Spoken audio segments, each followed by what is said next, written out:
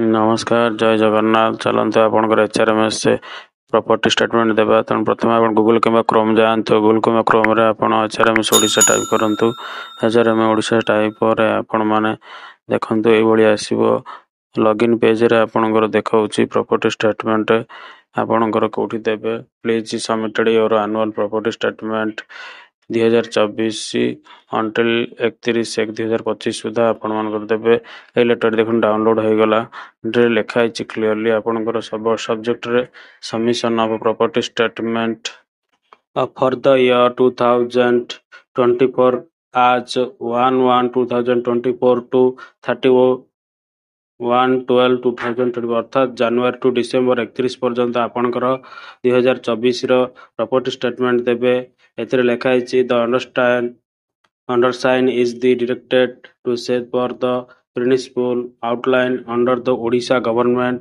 conduct amendment rule 21 every government from the service group A to D make the true property statement servant from the level group A to D the scheduled timeline is submission annual property statement for the year 24 through HRMS portal due by 31 ଜାନୁଆରୀ 2025 31 ଜାନୁଆରୀ 2025 ସୁଦ୍ଧା ଆପଣ ପୂର୍ବ ବର୍ଷର property statement ଦେବେ ଯାହା group A ଠାରୁ group D ପର୍ଯ୍ୟନ୍ତ ସମସ୍ତଙ୍କ ପାଇଁ ବାଧ୍ୟତାମୂଳକ। ପଜିଟିଭଲି HRMS ଲାଟେଷ୍ଟ ପୋର୍ଟାଲ ଦେଖିପାରିଲେ ଆପଣ 31 ଜାନୁଆରୀ 25 ସୁଦ୍ଧା ପ୍ରପର୍ଟି ଷ୍ଟେଟମେଣ୍ଟ ଦେବା ପାଇଁ ଏହି ଲେଟରରେ ଉଲ୍ଲେଖ କରାଯାଇଛି। ସେଥିପାଇଁ ଆପଣମାନେ ନିର୍ଦ୍ଧାରିତ ସମୟ ମଧ୍ୟରେ प्रॉपर्टी स्टेटमेंट दे दियंतु। चलंतु आमे लाइव रे केमिंती प्रॉपर्टी स्टेटमेंट देवा।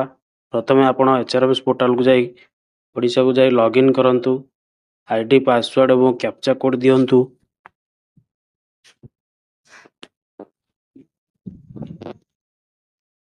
कैप्चा कोड दे लॉगिन करंतु आपनकर आईडी पासवर्ड जदि नथिबो तबे आपण लॉगिन यूजिंग ओटीपी रे किंबा फॉरगेट पासवर्ड रे न्यू सेट करि परिबे। सेति पई अलगा वीडियो आपण देखि परिबे। तो चलंतु लॉगिन हेला पर आपण माने तळको आसंतु तळको राइट हैंड साइड रे देखंतु प्रॉपर्टी स्टेटमेंट लिखा आइछि सेति रे क्लिक करंतु। प्रॉपर्टी स्टेटमेंट लिखला पर आपण देखंतु पूर्व वर्षर प्रॉपर्टी स्टेटमेंट गुडी को धाडी धाडी देई रहिछि। तो आपण माने ऐड न्यू रे क्लिक करंतु। ए ऐड न्यू रे क्लिक करी आपण प्रथमे आपण माने फाइनेंशियल ईयर दियंतु तापर आपणकर पे स्केल दियंतु। पे स्केल तापर आपण बेसिक ऑटोमेटिक आपणकर हे जीवो। तापर आपणकर ग्रेड पे आपणकर ग्रुप डी रे 22 ग्रेड पे रु 20200 आपण माने लिखि परिबे। तो 2200 रु 20200 हाइफेन दे कि आपण माने लिखिबे। फाइनेंशियल ईयर हला 2024 पे स्केल आपणकर 2200 रु 20200 तापर पे बेसिक पे आपणकर 29000 ग्रेड पे आपणकर 2200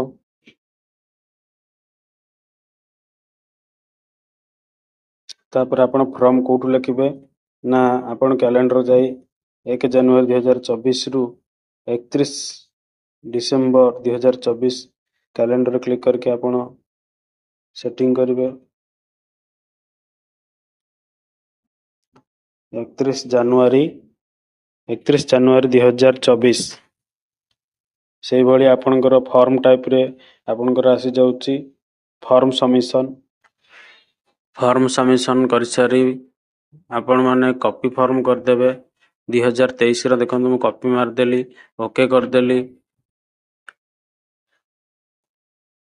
ओके कर सारबा परे आपणकर गोटे धाडी आसी जिवो एवं ताहा save selected property period is T correct आसी जिवो। ओके करबे सक्सेसफुली सेव हो जिवो। सेव होला पर देखंतु गोटे धाडी आपणकर सिलेक्ट होला जे आपणकर 1 जनवरी 24 रु 31 डिसेंबर 24 पर्यंत फॉर्म सबमिशन हेबो एवं राइट साइड रे देखंतु रेड रे लिखिछि नॉट सबमिटेड आपणकर ए पर्यंत फॉर्म सबमिटेड होई नै। तेणु आपण से लाइन रे क्लिक करिवे। କ୍ଲିକ୍ କରି ତଳ ଲାଇନ୍କୁ ଯିବେ, ଏଡିଟ୍ ନ୍ୟୁ ଇନଫର୍ମେସନରେ କ୍ଲିକ୍ କରିବେ। କ୍ଲିକ୍ କରି ଆପଣଙ୍କର ସେଇ ଲାଇନରେ କ୍ଲିକ୍ କରି ଏଡିଟ୍ ଭ୍ୟୁରେ ମାରିଲେ ଆପଣଙ୍କର ଫର୍ମଟି ଶୋ କରିବ। ଦେଖନ୍ତୁ ଆପଣଙ୍କର ଡିଟେଲ୍ସ ଶୋ କରିବ। ତେଣୁ ଆପଣଙ୍କର ଏଡିଟ୍ ଭ୍ୟୁକୁ ଯାଆନ୍ତୁ। ଏଡିଟ୍ ଭ୍ୟୁରେ ସେଇ ଲାଇନ୍ କ୍ଲିକ୍ କରି ଆପଣ ଏଡିଟ୍ ଭ୍ୟୁ ଗଲେ ଆପଣଙ୍କର ଦୁଇ ପ୍ରକାରର ସମ୍ପତ୍ତି ଆସିବ। ଗୋଟେ ହେଲା ମୁଭେବୁଲ୍ ପ୍ରପର୍ଟି, ଆଉ ଗୋଟେ ହେଉଛି ଇମୁଭେବୁଲ୍ ପ୍ରପର୍ଟି। ମୁଭେବୁଲ୍ ପ୍ରଥମେ ଇମୁଭେବୁଲ୍ ପ୍ରପର୍ଟିରେ ଆପଣମାନେ ଦେଖିପାରୁଥିବେ, ଏଥିରେ ଆପଣଙ୍କର ନ୍ୟୁ ପ୍ରପର୍ଟି ଆଡ୍ରେ ଆପଣ କ୍ଲିକ୍ କରିବେ। ନ୍ୟୁ ପ୍ରପର୍ଟି ପ୍ଲସ୍ ଚିହ୍ନରେ କ୍ଲିକ୍ କରନ୍ତୁ। ନ୍ୟୁ ପ୍ରପର୍ଟିର କ୍ଲିକ୍ କଲେ ଆପଣଙ୍କର ଗୋଟିଏ ଫର୍ମ ଆସିଯିବ। ଆପଣଙ୍କର ନ୍ୟୁ ଫର୍ମରେ ପ୍ରପର୍ଟି ଇନଫର୍ମେସନ୍ ଡେସ୍କ୍ରିପସନ୍ ଆସିଯିବ। ତାକୁ କ୍ଲିକ୍ କଲେ ଆପଣମାନେ ପାଇବେ ଲ୍ୟାଣ୍ଡ, ହାଉସ୍ ଇତ୍ୟାଦି। ତେଣୁ ଆପଣ ଯେକୌଣସି ଗୋଟିଏରେ ଆପଣ କ୍ଲିକ୍ କରିବେ ତ ଆପଣଙ୍କର ଲ୍ୟାଣ୍ଡ, ହାଉସ୍, ଅଦର ଇମୁଭେବୁଲ୍, ତ ଆପଣଙ୍କର ଯେଉଁଟା ବି ଗୋଟେ ହେଉ କ୍ଲିକ୍ କରନ୍ତୁ। ମୁଁ ଏଠି ହାଉସ୍ କ୍ଲିକ୍ କରୁଛି। ଦେଖନ୍ତୁ ହାଉସ୍ରେ କ୍ଲିକ୍ କଲା ପରେ ତାର ଡେସ୍କ୍ରିପସନ୍ ଆଇଟମ୍ ଆସିଯିବ। ଡେସ୍କ୍ରିପସନ୍ ଆସିଲା ପରେ ଆମର ଲୋକେସନ୍ ଦେଖନ୍ତୁ ପ୍ରଥମେ ପ୍ରପର୍ଟି ଇନଫର୍ମେସନ୍ରେ ହାଉସ୍ ଦେଲି। ହାଉସ୍ ଦେଲା ପରେ ଆପଣଙ୍କର ଡେସ୍କ୍ରିପସନ୍ ଆଇଟମ୍ସ ଆସିଲା।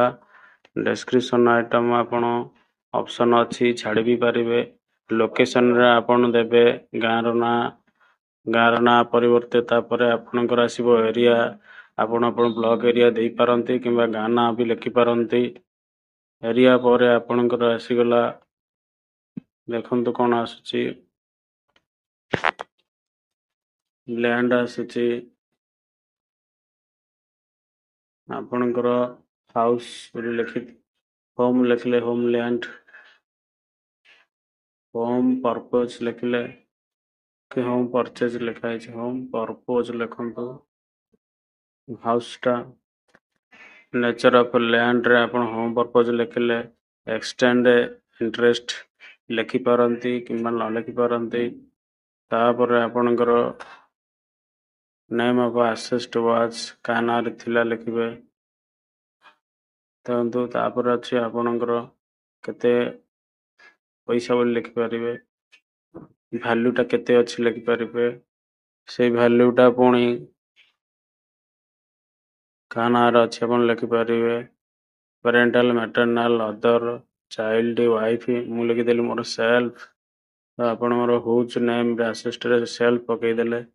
ତାପରେ ଆପଣଙ୍କର ସେଇ ସମ୍ପତ୍ତି କେବେ ପାଇଥିଲେ, date of acquisition and date of ଡିସ୍ପୋଜାଲକୁ ସେଟିଂ କରିବେ।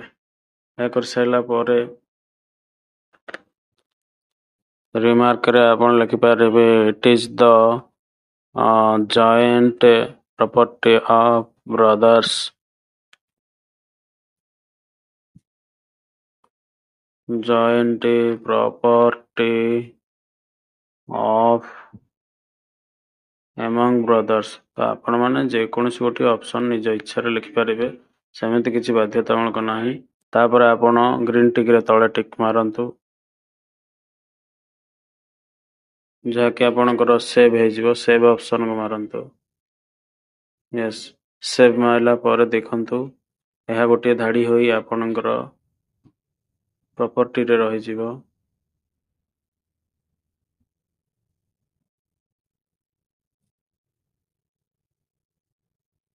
ଇମୁଭେବୁଲ୍ ପରେ ଆପଣ ମୁଭେବୁଲ୍ ସମ୍ପତ୍ତିର ତାଲିକା ଦେବେ। ସେଥିରେ ମଧ୍ୟ ଏଡିଟ୍ରେ ଆପଣ କ୍ଲିକ୍ କରିବେ। ଏଡିଟ୍ ପରେ ଆପଣ ସେଇଭଳି ଗୋଟିଏ ଫର୍ମ ଆସିବ। ଆପଣଙ୍କର ପ୍ରପର୍ଟିର କ୍ଲିକ୍ କରିବେ, ଡେସ୍କ୍ରାଇବ୍ କରିବେ, ତାର ଆମାଉଣ୍ଟ ଦେବେ। ଇନଫର୍ମେସନ୍ରେ କ୍ୟାଶ୍ ଲେଖିଲି, ଡେସ୍କ୍ରିପସନ୍ରେ ସେଲ୍ଫ ଲେଖିଲି, ଭ୍ୟାଲ୍ୟୁ କେତେ ତାର ମୂଲ୍ୟ ଲେଖିବେ। ମୂଲ୍ୟ ଲେଖି ସାରିଲା ପରେ ତାର ଆମାଉଣ୍ଟ ଲେଖିବେ। ଆମାଉଣ୍ଟ ପରେ date of acquisition and date of disposal ଲେଖିବେ। ହୁଜ୍ ନେମ୍ ଅଫ୍ ଆସେଟ୍ ଲେଖିବେ। ସେଲ୍ଫ ଥିଲେ ସେଲ୍ଫ ଲେଖିବେ। ତ ଏଇଭଳି ଲେଖିକି ଆପଣମାନେ ମଧ୍ୟ ସେଭ୍ କରିବେ। ସେଭ୍ କରିସାରିଲା ପରେ ଆପଣଙ୍କର ଇମୁଭେବୁଲ୍ ପ୍ରପର୍ଟି ଷ୍ଟେଟମେଣ୍ଟଟି ଆପଣଙ୍କର ସେଇ ଲାଇନରେ ଆସିଯିବ। ଡେଟ୍ ଅଫ୍ ଆକ୍ୟୁଜିସନରେ ଆପଣ ପ୍ରପର୍ଟି 2024-25ରେ କେତେବେଳେ କେଉଁ ମାସରେ ତାହା ଗ୍ରହଣ କରିଥିଲେ ବା ପାଇଥିଲେ ସେଇ ଡେଟ୍ଟି ଆପଣ ଉଲ୍ଲେଖ କରିବେ, ଯାହାକି କ୍ୟାଲେଣ୍ଡରରେ ଆପଣଙ୍କର ଆସିଯିବ। କ୍ୟାଲେଣ୍ଡର ସେଟିଂରେ ଆପଣ କରିପାରିବେ, କିନ୍ତୁ ଧ୍ୟାନ ରଖିବେ 24 ଭିତରେ ହିଁ ହେବ। ତେଣୁ ଯେକୌଣସି ଗୋଟିଏ ଡେଟ୍ ପକାଇବେ, 23 ପରେ 24 ହେଲା। ତ ଆପଣ ମାନେ 24ରେ ଏଣ୍ଟ୍ରି କରିଛନ୍ତି, ତେଣୁ 24 ମସିହାରେ କ'ଣ ପ୍ରପର୍ଟି ଗୁଡ଼ିକ ପାଇଥିଲେ ସେଇ ଡେଟ୍ ଗୁଡ଼ିକ ଆପଣ ମେନସନ୍ କରିବେ। ତାପରେ ଆପଣଙ୍କର ଆସିଯିବ ଆପଣଙ୍କର ଡେଟ୍ ଅଫ୍ ଡିସ୍ପୋଜାଲ୍, ତାକୁ କେବେ ତାକୁ ଖର୍ଚ୍ଚ କରିଥିଲେ କିମ୍ବା ତାକୁ ହରାଇଥିଲେ ସେଇଟା ମଧ୍ୟ ଆପଣ ଏଇ ଡେଟ୍ରେ ମେନସନ୍ କରିବେ।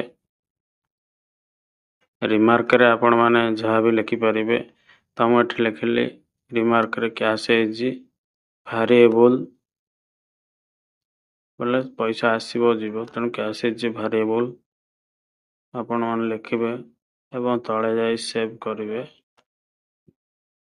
ଦେଖନ୍ତୁ ସେଭ୍ ଅପସନ୍ ଅଛି ଗ୍ରୀନ୍ ଟିକ୍, ସେଭ୍ କଲେ ଦେଖନ୍ତୁ ତା ପ୍ରୋସେସିଂ ହେଇ ଆପଣଙ୍କର ମୁଭେବୁଲ୍ ପରେ ଇମୁଭେବୁଲ୍ରେ ଆଟାଚ୍ ହେଇଯିବ।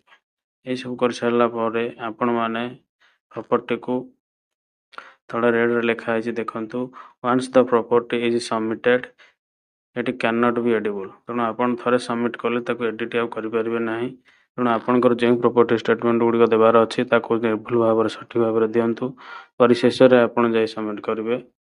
ତ ଏଇଭଳି ଭାବରେ ଆପଣମାନେ ଯେତେ ବି ଆପଣଙ୍କର ଇମୁଭେବୁଲ୍ ସମ୍ପତ୍ତି ଅଛି ପ୍ରଥମେ କରିବେ, ତାପରେ ମୁଭେବୁଲ୍ ସମ୍ପତ୍ତି ଗୁଡ଼ିକ ଆପଣମାନେ ଟାଇପ୍ କରି ଫର୍ମରେ ଲାଷ୍ଟରେ ଆପଣମାନେ କ'ଣ କରିବେ, ସବମିଟ୍ ଅପସନ୍କୁ ଯିବେ।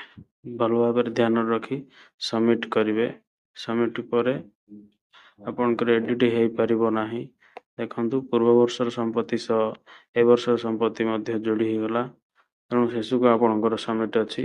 ଚାଲନ୍ତୁ ଆମେ ସବମିଟ୍ ମଧ୍ୟ କରିବା। ତମେ ଆପଣଙ୍କର ଇମୁଭେବୁଲ୍ ଆସିବ, ଯେଉଁ ସମ୍ପତ୍ତି ଗୁଡ଼ିକ ସ୍ଥାୟୀ ସେଗୁଡ଼ିକ ଇମୁଭେବୁଲ୍, ଯାହା ରହିବ ସେଇଟା ଆପଣଙ୍କର ପାଖରେ, କିନ୍ତୁ ଯାହା ଅସ୍ଥାୟୀ ଯାହା ରହିବ ନାହିଁ ସେଗୁଡ଼ିକ ମୁଭେବୁଲ୍ରେ ଦେବେ। ତେଣୁ ଆପଣଙ୍କର ପ୍ରଥମେ ଦେଖନ୍ତୁ ଏଇଟା ହେଉଛି ଆପଣଙ୍କର ଇମୁଭେବୁଲ୍ ପ୍ରପର୍ଟିର ଇନ୍ସୁରାନ୍ସ ଯାଉଛି। ଏଇଟା ଆପଣଙ୍କର ଆକ୍ୟୁଜିସନ୍ ବି ହେବ, ଡିସ୍ପୋଜାଲ୍ ବି ହେବ। ଆଉ ଗୋଟିଏ ମୁଭେବୁଲ୍ ପ୍ରପର୍ଟିରେ ଆପଣ ଇନ୍ସୁରାନ୍ସ ପଲିସି ଦେଇପାରିବେ। Description item insurance policy description voice insurance value ହେଲା 10,000। ଆପଣଙ୍କର ମ୍ୟାଟର୍ନାଲ୍ ପାଟର୍ନାଲ୍ ସନ୍, ମୁଁ ସନ୍ ପକେଇବି, ସନ୍ର ଏଇଟା ଇନ୍ସୁରାନ୍ସ ଲୋନ୍ ଆମାଉଣ୍ଟ ନାଇଲ୍। ତାପରେ ଆପଣଙ୍କର ଡେଟ୍ ଅଫ୍ ଆକ୍ୟୁଜିସନ୍ ଏଇଟା କେବେ କଲେ, date of acquisition, date of disposal ଆଉ ଅଦର୍ ମୁଭେବୁଲ୍ରେ ଆପଣ ଏସବୁ ଗୁଡ଼ିକ କରି ଆପଣଙ୍କର ଡେଟ୍ ସବମିଟ୍ କରିବେ। ଯେବେ ପାଇଥିଲେ ତାକୁ 2024 ଭିତରେ ଆପଣ ତାକୁ ଲେଖିପାରିବେ। ଦେଖନ୍ତୁ ମୁଁ କ୍ୟାଲେଣ୍ଡରରେ 2024 ଲେଖିଲି, ତାପରେ ମନ୍ଥ ଦେବି ନଭେମ୍ବର ଦେଲି, ତାପରେ ତାରିଖ ଗୋଟେ ସିଲେକ୍ଟ କଲି, ତ 15 ନଭେମ୍ବର 2024 ଆସିଲା। ମୁଁ ଆକୁ ଡେଟ୍ ଅଫ୍ ଆକ୍ୟୁଜିସନ୍ କରିଥିଲି। ସେମିତି ମ୍ୟାନର୍ ଅଫ୍ ଡିସ୍ପୋଜାଲ୍ରେ ଆପଣ ଯେକୌଣସି ଗୋଟେ ଡେଟ୍ ଲେଖିବେ, ଯେହେତୁ ଇନ୍ସୁରାନ୍ସ ଡିସ୍ପୋଜାଲ୍ ହୋଇନାହିଁ ତେଣୁ ନନ୍ ଲେଖିଦେବେ। ତାପରେ ରିମାର୍କସରେ ଆପଣଙ୍କର ଯେଉଁଟା ଗୋଟେ ଲେଖିବେ ବେବି ସେଫ୍ଟି ବୋଲି ମୁଁ ଲେଖିଦେଉଛି, ତ ଆପଣମାନେ ସେମିତି ବେବି ସେଫ୍ଟି ବୋଲି ଲେଖିଦେବେ, କି ଆପଣଙ୍କର ଯେକୌଣସି ଗୋଟେ ରିମାର୍କସ ଦେବେ ସେଇ ଅନୁସାରେ ଲେଖିବେ। Date of acquisition or disposal, manner or acquisition disposal, LIC ଆପଣ ଡିସ୍ପୋଜାଲ୍ କରିନା ନନ୍ ଅଛି, ତେଣୁ ଆପଣ ଦେଖନ୍ତୁ ବେବି ସେଫ୍ଟି ରିମାର୍କସରେ ଦେଲେ। ବର୍ତ୍ତମାନ ଆପଣଙ୍କର ଇନ୍ସୁରାନ୍ସ ଲାଇନ୍ଟି ମଧ୍ୟ ଇମୁଭେବୁଲ୍ ପ୍ରପର୍ଟିରେ ଆଟାଚ୍ ହେଇଗଲା। ତ ବର୍ତ୍ତମାନ ସବୁ ଗୁଡ଼ିକ ଆପଣ ଡେଟ୍ ୱାଇଜ୍ ରହିଛି। ମୁଭେବୁଲ୍ ପ୍ରପର୍ଟିରେ ଆପଣଙ୍କର ଇନ୍ସୁରାନ୍ସ, ଅଦର୍ ମୁଭେବୁଲ୍, ଆପଣଙ୍କର ଯେକୌଣସି ବାଇକ୍ ହେଉ, ମୋବାଇଲ୍ ହେଉ, ଏଗୁଡ଼ିକ ଆମର ଇମୁଭେବୁଲ୍ରେ ଆପଣ ଦେଇପାରିବେ, କ୍ୟାଶ୍ ବି ଦେଇପାରିବେ। ଆପଣ ଏଡ଼ିଟ୍ ପ୍ରପର୍ଟିରେ କରି ଆପଣଙ୍କର ଫର୍ମଟି ଫିଲ୍ଅପ୍ କରିବେ। ସେଥିରେ କ୍ୟାଶ୍ ହେଉ କିମ୍ବା ଅଦର୍ ମୁଭେବୁଲ୍ ପ୍ରପର୍ଟି ହେଉ ସବୁ ଗୁଡ଼ିକ ଆପଣ ଟାଇପ୍ କରି ରଖିପାରିବେ।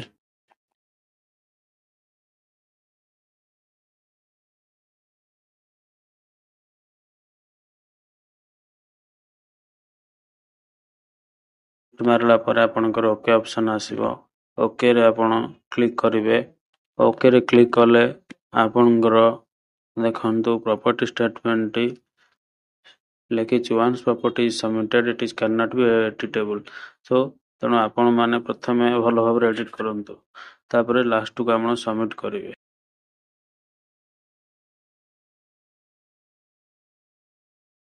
1 ଜାନୁଆରୀ 2024 ରୁ 31 ଡିସେମ୍ବର 2024 ଫର୍ମ ସବମିଶନ। ଗ୍ରୀନରେ ଦେଖନ୍ତୁ ଆପଣଙ୍କ ରାଇଟ୍ ସାଇଡ୍ରେ ସବମିଟେଡ୍ ବୋଲି ଲେଖା ଆସିବ। ଆପଣଙ୍କର ପ୍ରପର୍ଟି ସବମିଟେଡ୍ ହୋଇଗଲା। ଏଭଳି ଭିଡ଼ିଓ ପାଇଁ ଲାଇକ୍ ଓ ସବସ୍କ୍ରାଇବ୍